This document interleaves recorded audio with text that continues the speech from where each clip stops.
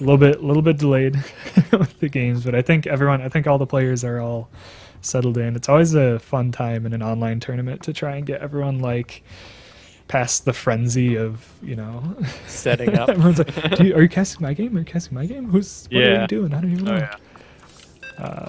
So as it is, I think everyone's settled in. We had a little bit of the struggles with the bracket. It's always a fun time. We did something new. We've done something new every time. New things are scary, man. A little fun every time. It's all about innovation. Yeah, apparently. But no, it's a good time. I think people settle in decently. So I thought, Lepsid, I think we have him listed as platinum, but I think there's a couple players that. So I had people give their race when they signed up, but signups were like a whole of over a month ago or more. And so then there was a new season. So some people, a couple of the leagues I think are different, but you know what? I'm going to stick with it. We're going to say he's pretty much platinum Terran. I know I saw him play quite well last MR night. is So a thing. yeah, I mean, and I don't know. I think in general, it seems like this season a lot of people got demoted, and I don't know if like they're kind of deflating stuff a lot or something. But I actually got promoted this season. Attaboy. Oh, buddy. What are you now then, Jackson? You were platinum before, weren't you? Yeah. Well, actually, I was like Diamond MMR before I quit. Okay. And so, like, all the rust is finally starting to get off. So hopefully by the end of the season, I'll be back into my MMR range. I did get back into platinum because I was having so much problem where like I would just like be rolling through these gold players, and then forgetting that platinum doesn't suck anymore. There's some good players in platinum. Well, yeah, and you like sometimes when you get demoted, I know because I went down to platinum from usually being in diamond, and I definitely have been developing bad habits of just like, just do whatever I want. Yeah. Oh yeah. So, all right. So on this it's different when you queue up and you're like, oh shoot, he's in masters. He probably knows what he's doing. I should probably make sure that I'm hitting my build order. Yep. For at least my first 18 supply, and then get supply blocked. All right, so we're hopping into this first game of the Midwest Cup number 4. We are on Overgrowth, and up in the top right hand of the map is our purple Terran Lepsid. I almost wanted to say Protoss because of the wonderful alliteration.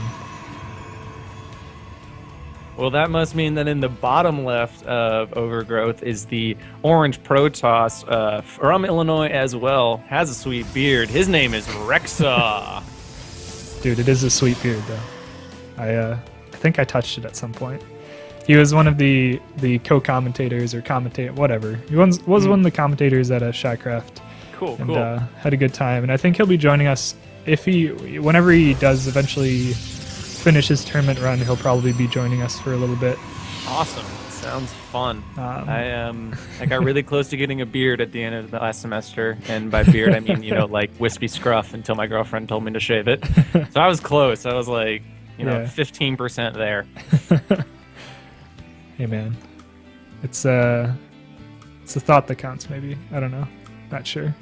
So Kevin, you play Protoss if I'm not mistaken, right? No, I'm definitely a Zerg. Yeah. I'm terrible at all the other. I could maybe do Protoss. I'm terrible at Terran. I'm laughably bad at Terran.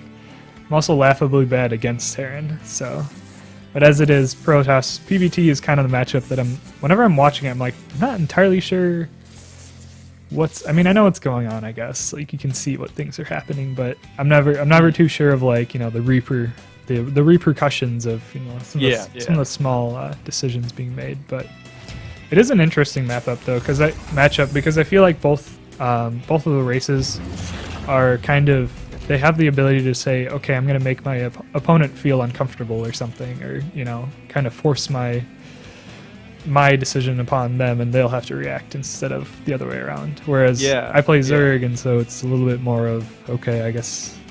I mean, I don't like to do it, but most people say the best way to play Zerg is to just scout your opponent and then counter him instead of, all-inning or something. But well, it does help. But you're absolutely right that both Protoss and Terran can kind of really just, I don't want to say take control, but kind of like lead the passage of time in the game and kind of decide when and where engagements are going to happen. So it is kind of interesting.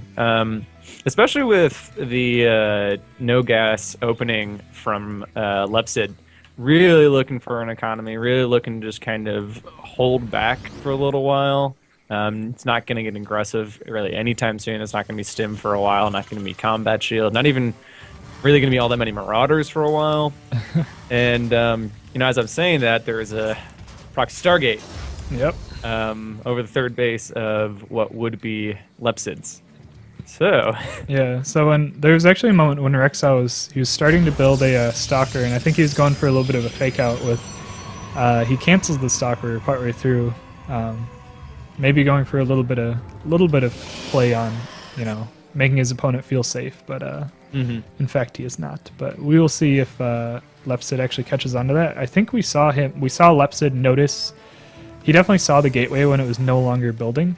And so he's going for the scout. He sees the Stargate. He must know what's up. He had a fast eBay. He's got turrets up. They're going to be, it's actually really, really on top of his game. Turrets are going to be done before the Oracle even pops out. Certainly. And this is going to end up really well for Lepsid because, like you said, he went for no gas. So you could say kind of greedy, I suppose. He's not got... A little bit, yeah. He's definitely, weak against some sort of 4-gate or something cheesy gateway pressure like that. But as it is a Stargate, he can just hold it off with minerals and gets his second base down much faster than his opponent. And has yet to take even a smidgen of damage from this Oracle, so... Yeah, absolutely. Really, really well defended. We'll see a couple Marines, but it's not going to be anything significant, really. No, it's pretty well defended. A handful of Marines is worthwhile. He's actually ahead in the worker count. He's working on his third and fourth gas, which is going to set him from behind gas to way ahead. That being said, there is a Void Ray and a couple of Zealots as a kind of preemptory attack force, but Bunker's going down. Looks like Lepsid really is kind of reading this game well. He knows that, or he's telling that Recksaw is trying to be aggressive. Yeah, certainly. We'll see. There's I think Lepsid's still in a good place with this, though. Recksaw does have a pretty scary army, but if Lepsid pulls the SCVs properly and he's able to get a repair on that bunker, I'm feeling pretty good about it. Yeah, and I think he kind of knows what's up as well. He just saw the pylon walking by. Oh, no. Speaking of bad things that might happen, this is definitely one of them. And really good force fields blocking all the repairs. Yeah. Really good timing, really good control from Recksaw. That kind of scary force turned into a really scary force really, really rapidly, and that's going to be a really quick game one. Certainly. Yeah, I think a little bit of a mistake with the move out onto with the Marines there getting caught out, and then suddenly you're in a terrible spot. So game number 1 going to Recksaw, and that will put him in a place where he can just has to take this next game coming up on Secret Spring, and then he's in a very good spot. Yeah, best of 3. In any series, you always want to try and win the first game to get a buffer. But especially in a best of 3, but you add game point, you're not really having that looming. I don't want to say fear, but kind of anxiety over your head that you're a little bit behind and that you need to catch up. It's always a good spot to be in. But that being said, it's only one game for Lepsid to tie it up, and then we just have a real quick and dirty best of 1 to see who the winner of the series is. Yeah, so we'll see. Oh, shoot. Oh no, somehow I've dropped out of the Midwest Cup chat. How do we add people? Add players. No. Struggle is so real. Recksaw. You having trouble, Kev? Yep, so much trouble. What do you need? No, I'm good. I got it. Good. I think. I have to host my own games? What is this crap? The sass is real. I know. What? Get out of here. Kicking Sam out. Try. Get wrecked. Okay, cool. So Secret Spring. This is a weird map. I personally kind of hate this map, but because it's got the path down the middle, sure. Yeah. But then it's just like, and I guess a lot of people are really hesitant to actually take down those side rocks, but we'll see if that actually happens. We'll see if some sort of proxy stuff goes down again. Looks like we got a ready from both our players. We'll be starting it up, going into Secret Spring map number 2. It's oh, go ahead. Sorry. No, I don't know. I had nothing. I was just gonna start puking out words.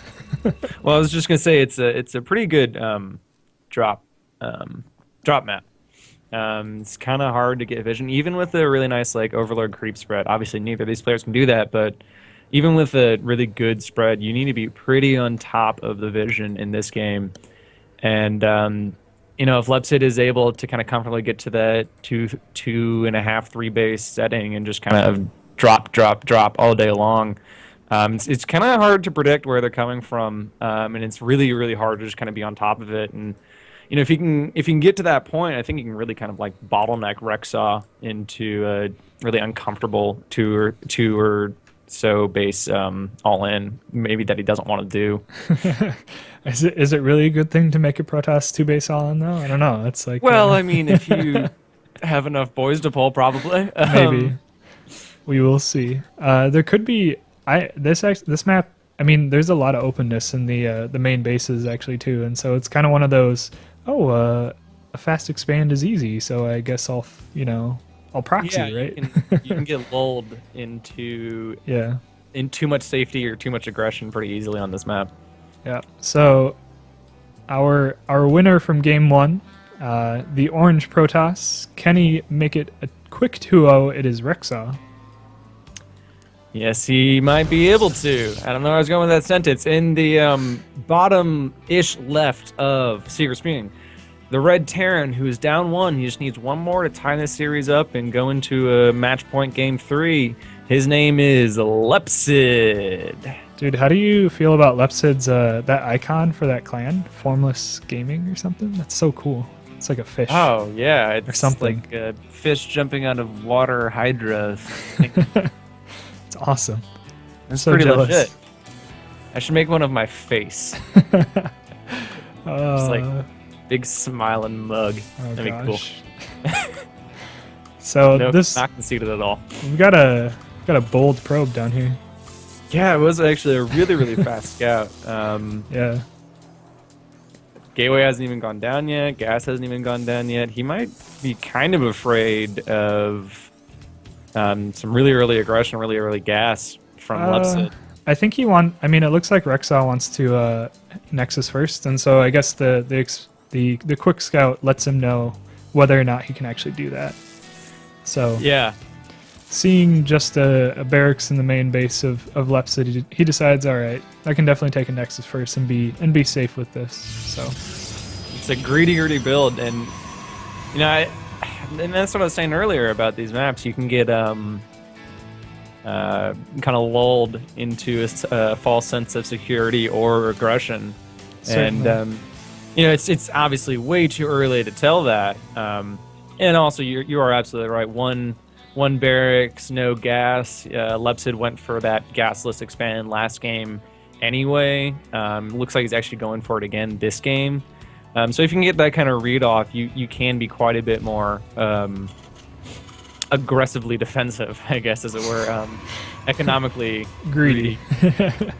Yeah, and I mean the scout just confirms that. So looks like, I guess we probably won't see it. We'll see if Recksaw actually goes for some sort of proxy again. He didn't. I mean, he's got 2 gases sort of quick, but not super fast. So probably not going to be any sort of Stargate. He doesn't have any sort of proxy pylon ready to do.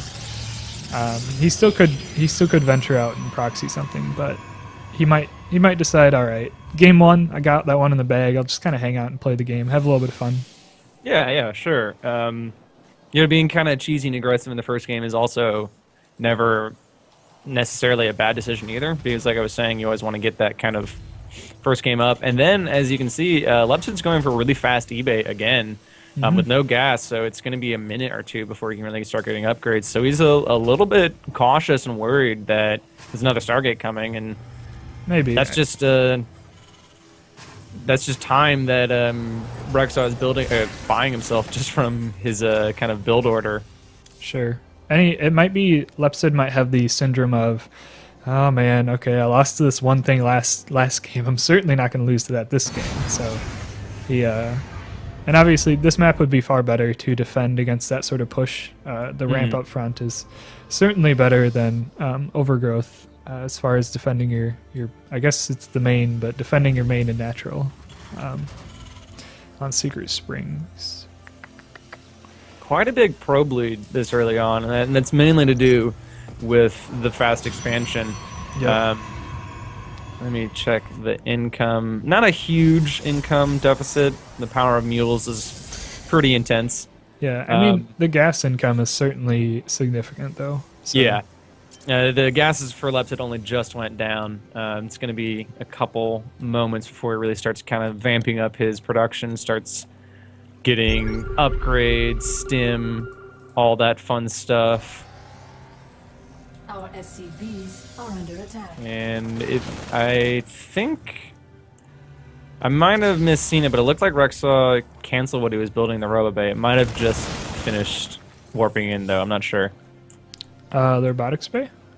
Yeah, I kind of looked on it as Lepsid was scanning. It must have just finished warping in, but anyway. Yeah. Pretty quick. Yeah. Pretty quick bay coming out. We looking at a possible 2 base here pretty soon. Pretty aggressive economy for that much of a commitment. There's going to be 5 gates here pretty soon. And something that's also fairly telling is he's got no forges down. So, I mean, either he goes for a little bit later forges and does double upgrades and then a third base. You know, maybe he's getting the Colossus out to be safe. Double upgrades, third base, you know, go on your way. Or he's saying, all right, I'm just going to, you know what, I'm going to get 2 or 3 Colossus out. I'm going to move out and it's game over, boys. You know, so. Sure. No Thermal Lance coming up just yet. Which could be another kind of show of more defense. Don't think he'd be as worried about getting on top of his opponent's ramp and kind of lasering it to death. But, I mean, it could just be cutting corners, trying to get more and more units out, you know, have 3 Colossi instead of 2. Well, yeah, I don't know. I mean, you gotta have Thermal Lance, though. So, to me, again, like I say, I don't play Terran or Protoss, and so unfortunately, I don't quite. I mean, I know that you definitely don't want a Colossus against regular Colossus with no Thermal Lance against Marauders because they will take it out decently easily, as they will have the same range. So, not sure if it's an oversight or if he has a real plan with this one here. I don't know. Yeah, you're right. I mean, almost nervous about it. I don't know. I mean, it could be a complete miss. He is kind of positioning himself to be going across. Yeah, it could have been just simply missing. And I mean, it's almost like the Terran missing stem. You're right. So we're gonna have to see what it does. Lepsid should be relatively aware of this. Maybe. I mean, he hasn't seen the army until just now, and so we'll see if it really. The fight going down. Obviously, the extended Thermal Lance maybe not even needed. A couple of decent force fields just kind of zone out the rest of the army from helping out properly. And yeah. Yeah, I mean, Thermal Lance might not have actually been a bit of a mistake. He just kind of didn't need it with the amount of damage. I suppose so. He just off Recksaw goes and says, all right. Yeah, here come the boys, but it might be a little too late, a little too little. The kind of delayed gas and minor upgrade and Marauder is really kind of hurting Lepsid at this point. This is a huge force. I'm not exactly sure what he's going to be able to do against it. And that medevac just gets picked off. Medevac. So yeah, unfortunately, Lepsid, unless some active you know, strange act of nature happens. ends up happening. Recksaw yeah, I does. guess that's going to be a quick 2-0 for our Protoss hero Recksaw. Certainly. Very well played. That was convincing. Some would call that a clinic almost. That's so. Recksaw is showing he is indeed quite worthy of his Diamond League, and knocks Lepsid down to the losers bracket. However, it's not. I mean, that doesn't mean it's not over for Lepsid. It just means he's down to the losers bracket, where he will be playing any of the other players that have been knocked down.